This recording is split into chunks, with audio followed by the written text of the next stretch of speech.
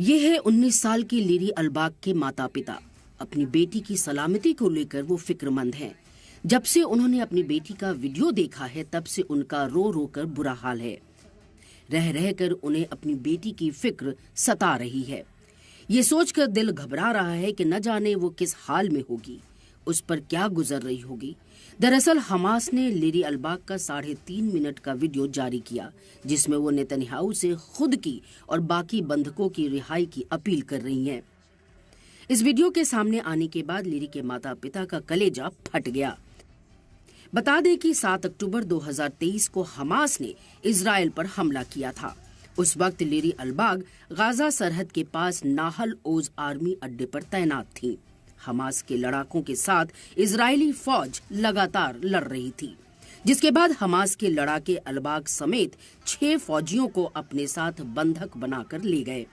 एक फौजी का हमास ने कत्ल कर दिया था, जबकि अलबाग समेत 5 सैनिक अभी भी हमास के कब्जे में हैं। अलबाग के माता पिता ने अपनी बेटी का हौसला बढ़ाते हुए कहा कि वो लगातार तुम्हें वापस लाने के लिए लड़ रहे हैं।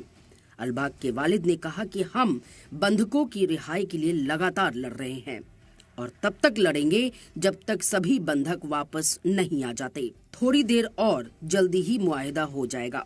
हमास और इजराइल में सीज फायर को लेकर चल रही बातचीत के बीच नेतन्याहू ने बंधकों के घर वालों से फोन पर बात की और उनका हौसला बढ़ाया।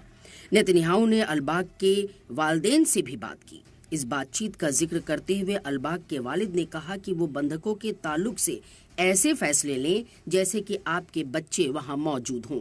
लिरी जिंदा है और उसे जिंदा वापस आना ही होगा और ये सिर्फ आप पर डिपेंड करता है। हमने नेतन्याहू से मांग की है कि जब तक कोई मुआहदा नहीं हो जाता वो कतर से वापस ना लौटें। वहीं इजराइल सरकार ने इस बातचीत का ब्यौरा देते हुए कहा कि सभी बंधकों को घर वापस लाने के लिए पूरी कोशिश कर रहे हैं और ये कोशिश जारी है।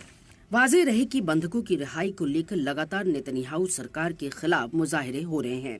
लोग तेल अवीव की सड़कों पर उतरकर सरकार मुखालिफ मुजाहिरे कर रहे हैं। कई ममालिक भी लगातार इजराइल पर दबाव बना रहे हैं, लेकिन वो अपनी जिद पर अड़े हुए हैं कि जब तक हमास का पूरी तरह खात्मा नहीं होगा जंग नहीं रुकेगी।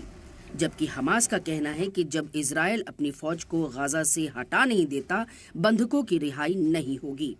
ऐसे में नेतन्याहू का जंग को जारी रखने का मकसद वाज़ेह नहीं हो पा रहा है। बंधकों की रिहाई को लेकर इजराइल और हमास के नुमाइंदों के बीच कतर में बातचीत हुई थी। बातचीत में शामिल एक इजरायली अफसर ने कहा कि दोनों फरीक के बीच कई बातों को लेकर तजाद है। सीज फायर होगा या नहीं, इसकी तस्वीर आने वाले दिनों में साफ हो जाएगी। बता दें कि अमेरिका के नए राष्ट्रपति डोनाल्ड ट्रंप ने हमास को वार्निंग दी थी कि 20 जनवरी को उनकी हलफ बर्दारी से पहले बंधकों को नहीं छोड़ा गया तो कसूरवारों को बख्शा नहीं जाएगा। देखना होगा अपने खिलाफ हो रहे एहतजाज और बंधकों की रिहाई को लेकर झेल रहे दबाव के बीच नेतन्याहू बंधकों की रिहाई को लेकर कौन सा तरीका अपनाते हैं। ब्यूरो रिपोर्ट, सलाम टीवी।